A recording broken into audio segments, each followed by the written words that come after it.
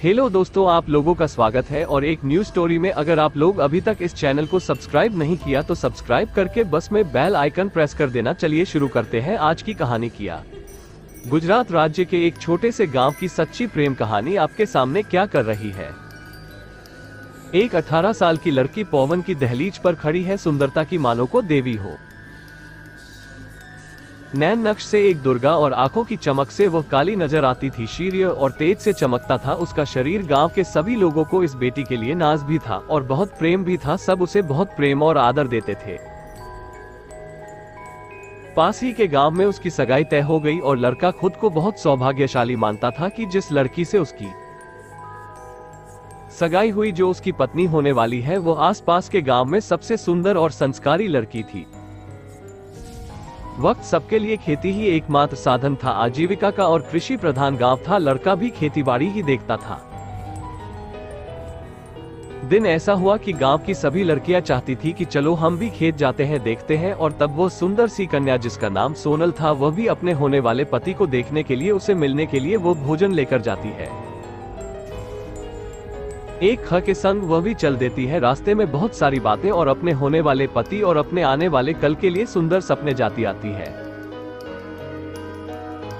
संसार कितना हसीन और कितना खूबसूरत होगा, यही सपने हर लड़की देखती है। शादी से पहले वह भी बस यही सारे सपने साथ लेकर रास्ते में चल रही थी और वो उस खेत के पास पहुंच गई जहां उसका होने वाला पति काम कर रहा था। मोहन भी अचानक सोनल को वहां पर देखकर बहुत ही खुश हो गया।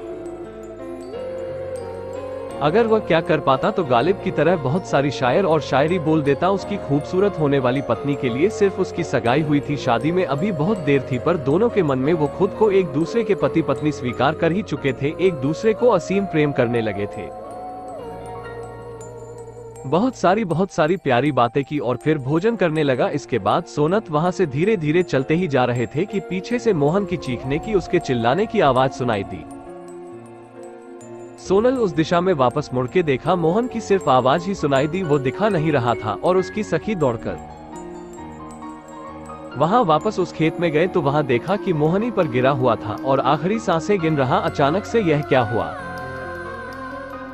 कुछ सोनम को समझ में नहीं आ रहा था। वो हमने उससे पास बुलाया और कुछ कहना चाहा। सोनल सर अपनी गोद में रखती है और बहती है जांक की धाराओं से। यह क्या हुआ, आपको ये कैसे हो गया, ये हो क्या रहा है, कुछ समझ में नहीं आ रहा है। तब मोहन आखिरी सामा से गिनता हुआ कि इतना बता पाता है कि सांप ने काटा और वहां से थोड़ी दूर उसने देखा कि एक साथ जा रहा था। इतना ही बता पाया और मोहन ने उसकी आखिरी सांस सोनल की गोद में ही।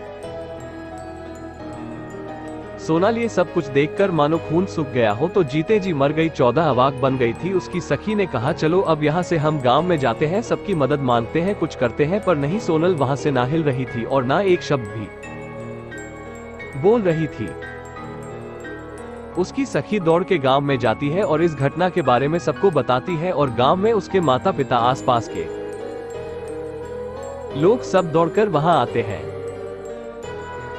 उनके माता पिता और सोनम के माता पिता सब लोग वहां इकट्ठे हो जाते हैं और अब सोनल है पर वो मानो जैसे मिट्टी का पुतला बन गई है। उसे कोई भी हलचल नहीं हो रही थी। उसके गोद में से मोहन को लाश को उठाते हैं और उसे अर्थों के लिए तैयार करते हैं और तब अचानक उठती है और चिल्ला उठती है, ऐसा नहीं हो सकता, मोहन मुझे छोड़कर नहीं जा सकता। वो मेरे पति है, उसने वादा किया था वो मेरे साथ रहेगा हमेशा हमेशा के लिए हो, मुझे अकेला छोड़कर नहीं जा सकता। सब उसकी माता, उसकी सब लोग उसे समझाते हैं कि जो हुआ वो विधाता का विधान है। नियति भी इसे स्वीकार करो बेटा, सबको पता है तुम बहुत दुख हो रहा है, हम सबको भी दुख हो रहा है, पर क्या करें, इस पर हमें हिम्मत रखनी चाहिए, सब ठीक हो जाएगा। सोनल ने कहा मुझे आप सबसे एक अनुमति चाहिए, मुझे अभी इसी वक्त मोहन के सबको अपने अपने ही गोद में ही रखने को, और मोहन की चिता के साथ में भी अग्नि स्नान करूंगी, यही मेरा प्रण है। तब ये बात उसके माता पिता और उस वक्त समाज स्वीकार नहीं कर पा रहा था। तुम उसकी पत्नी नहीं हो, उसके साथ अग्नि स्नान नहीं कर सकती, तुम केवल उसकी, तुम्हारी केवल उनसे सगाई हुई थी। तुम उसकी विवाहित पत्नी होती तो ही तुम्हें ये अधिकार होता कि तुम हो उसके लिए अग्नि स्नान करो। तुम एक कुमारी का हो। सोनल ने मिश्र की सबसे प्रार्थना है कि मुझे मोहन के साथ ही, उसकी चिता के साथ ही चलना है, मैं जिंदा नहीं रहना चाहती, पर किसी ने उसकी नहीं सुनी। सोनल ने अपने मोहन के सबको अपनी गोद में सर रखकर ईश्वर से प्रार्थना की कि अगर मेरे प्रेम में सच्चाई ही, अगर मैंने सच्चा प्रेम किया है तो मैं इसी वक्त अपने पति के साथ अग्नि स्नान करूं, ऐसा और आप ईश्वर खुद हमें इसके लिए अनुमति दे। तरीय शक्ति से प्रकाश अनी प्रकट हुई और उसकी चिंता को आग भी दी गई और सोनल भी वहां उसी के साथ ही अग्नि स्नान किया। और तब से वहां पर एक मंदिर बनाया गया और उस मंदिर को माता कुमारिका के नाम से जाना जाता है। वो लड़की गांव की माता बन गई और सबकी मनोकामना पूर्ण करने वाली देवी बन गई। आज भी लोग छोटे से छोटा कोई भी शुभ काम हो या कोई भी दुख दुविधा हो तो लोग माता कुमारिका के मंदिर और अपने दुख, अपना दर्द बयां करता है और वहां से मां का आशीर्वाद मिलता है। उसके अमर प्रेम कहानी आज भी लोगों के दिलों में जिंदा है। नाटक के रूप में यह आज भी अपने आने वाली पीढ़ी के लिए बच्चों को सबको बताते हैं। ये थी सच्ची प्रेम कहानी।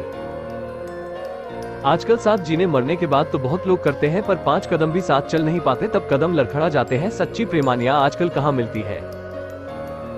इस समाज में अगर एक सच्ची प्रेम कथा राजा करते हुए मुझे अच्छा लगा। उम्मीद है आप सभी को भी अच्छी लगेगी।